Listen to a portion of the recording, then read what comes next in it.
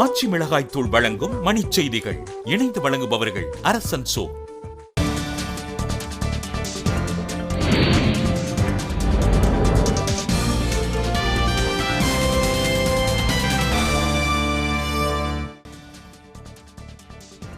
விசாகப்பட்டினத்தில் நடைபெற்ற தேசிய கடற்படை நாள் விழாவில் குடியரசுத் தலைவர் பிரதமர் மோடி பங்கேற்பு.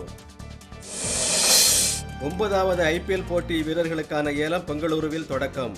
யுவராஜ் சிங்கை 7 கோடிக்கு வாங்கியது ஐதராபாத் அணி. அரசு பணி வழங்கக் கோரி சென்னையில் மாற்றுத்திறனாளி ஆசிரியர்கள் 3வது நாளாக உண்ணாநிலை. 8 பேர் மயக்கம்.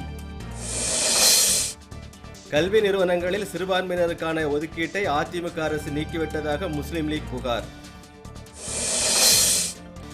திருவள்ளூர் அருகே தனியாக இருந்த மாணவி கழுத்து நெரித்து கொலை. காவல்துறை விசாரணை. சென்னை திருவல்லிக்கேணி பார்த்தசாரதி கோயில் தேரோட்டத்தில் ஆயிரக்கணக்கான பக்தர்கள் பங்கேற்பு. சேலம் அருகே கஞ்சமலையில் திடீரென பரவிய காட்டுத்தீ. ஏராளமான மரங்கள் எரிந்து நாசம். தூத்துக்குடியில் தூய்மை இந்தியா திட்ட விழிப்புணர்வு திரள் ஓட்டம். பள்ளி மாணவர்கள் பங்கேற்பு. விழுப்புரம் மாவட்டம் முழுவதும் நடமாடும் பேருந்து மூலம் ஆதார் அடையாள அட்டை எடுக்கும் பணி தொடக்கம். வேலூர் அருகே தொழில்நுட்ப பல்கலைக்கழகத்தில் தேசிய அளவிலான 4 நாள் கலாச்சார விழா. 30,000 பேர் பங்கேற்பு.